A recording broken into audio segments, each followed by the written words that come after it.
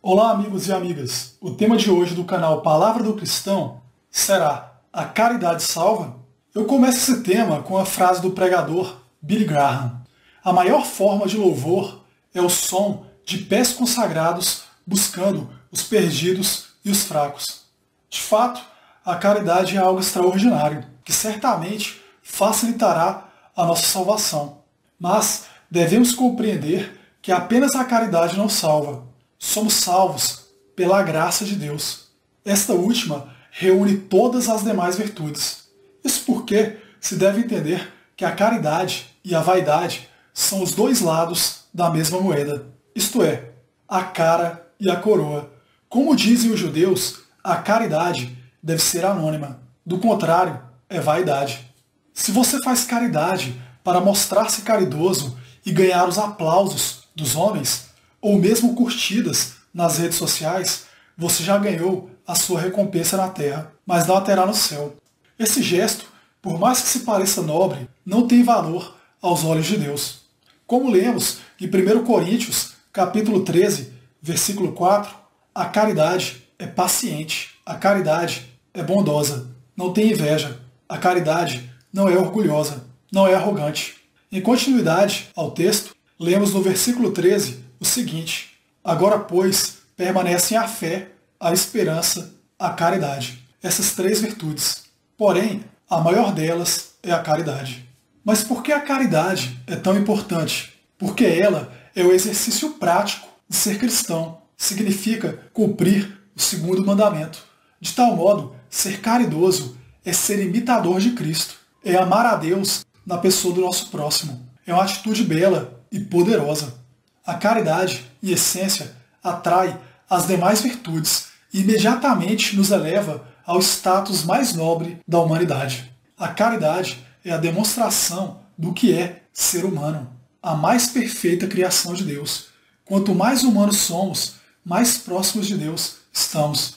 Caridade e humildade são duas virtudes necessárias e estão intrinsecamente ligadas. Caso o cristão possua essas duas características, sua salvação é certa, pois além dele conhecer seus limites e rejeitar comportamentos vis como a soberba, a vaidade e a arrogância, ele terá empatia, ou seja, se colocará no lugar do outro.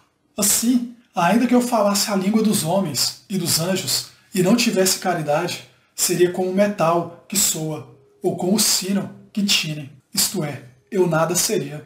É o que lemos em 1 Coríntios, capítulo 13, versículo 1.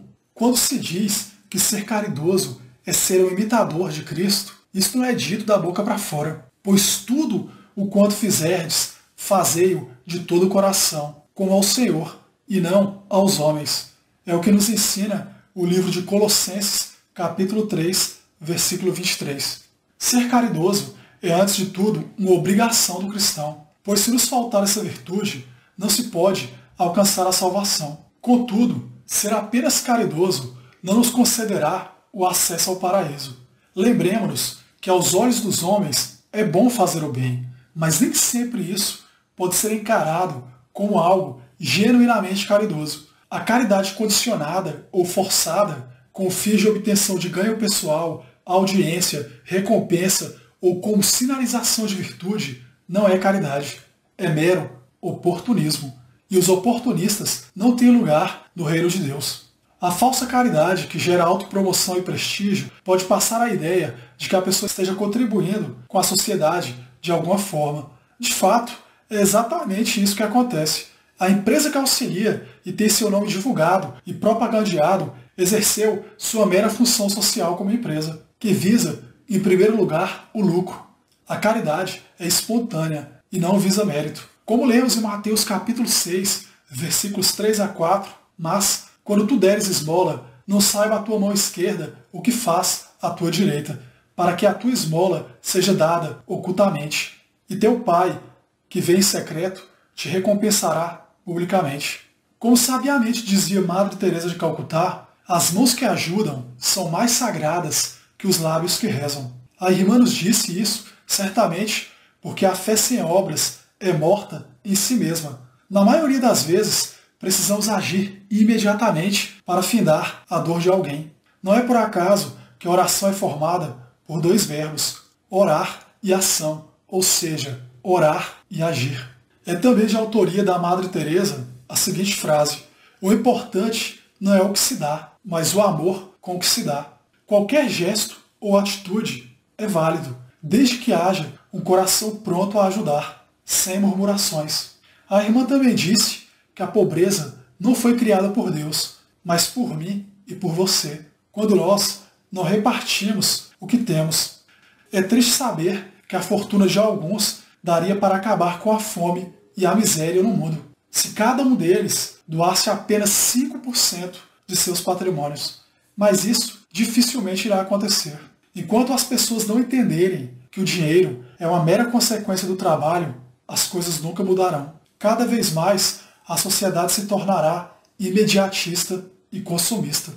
A riqueza de alguns é tamanha que supera o PIB de alguns países. Eles, de verdade, não sabem o que fazer com tanto, mas raramente ajudam, e quando fazem, visam a restituição no imposto de renda, ou apenas que sua imagem seja vista como de uma pessoa bondosa, caridosa, mas na verdade ela sempre tem interesses secundários. A caridade talvez se torne algo raro, mas é por ela que reconhecemos a nossa própria humanidade. É nela que vemos a face de Deus nos homens. E aí entendemos o porquê de sermos imagem e semelhança de Deus. Eu encerro mais essa reflexão por aqui. Um abraço a todos e fiquem com Deus. Até mais.